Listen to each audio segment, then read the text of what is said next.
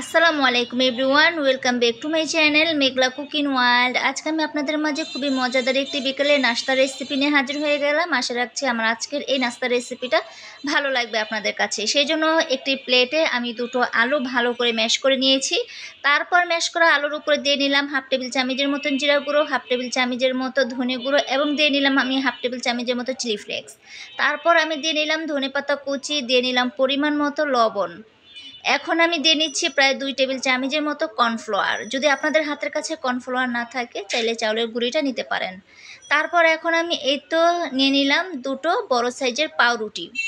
এখন আমি এই পাউরুটিটা অল্প অল্প পানি দিয়ে একটু ভালো করে ভিজিয়ে পাউরুটিটাকে আমি একটু নরম করে নেব। এখন এই যে দেখুন, ম্যাশ করা আলুর সাথে পাউরুটিটা আমি খুব ভালো করে হাতের সাহায্যে মেখে নিচ্ছি।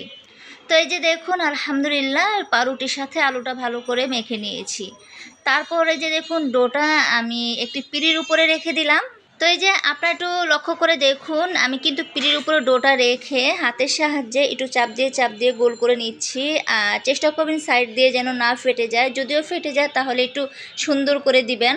তারপর এই যে দেখুন, আমি কিন্তু ডোটাকে চাপ দিয়ে রুটির মতো করে নিয়েছি। আর বেশি একটা পাতলাও করিনি, বেশি একটা মোটাও করিনি। তারপর এখন আমি একটি মুখার সাহায্যে গোল করে ডোটাকে কেটে নিচ্ছি। আপনাদের কাছে একটা অনুরোধ, যারা এখন আমার চ্যানেলটি সাবস্ক্রাইব করেননি তারা প্লিজ দয়া করে আমার চ্যানেলটি সাবস্ক্রাইব করে দিবেন। আর যারা অলরেডি আমার চ্যানেলটি সাবস্ক্রাইব করেছেন তাদেরকে অসংখ্য অসংখ্য ধন্যবাদ। তো এই যে দেখুন, মুখা দিয়ে কেটে আমি 4টা গোল করে নিয়েছি। আর এক্সট্রা যে এগুলো আছে সেগুলো আমি সাইডে রেখে দিয়েছি, এগুলো দিয়ে আমি আবার পরে বানাবো।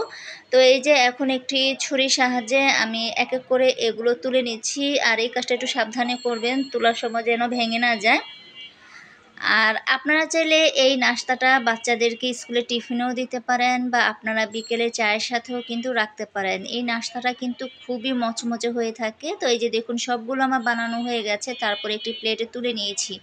ভাজার জন্য আগে আমি প্যানের মধ্যে তেল দিয়েছিলাম, বাট তেল গরম হয়ে গেছে। তারপর এই তো এক এক করে আমি তেলের উপরে দিয়ে নিচ্ছি।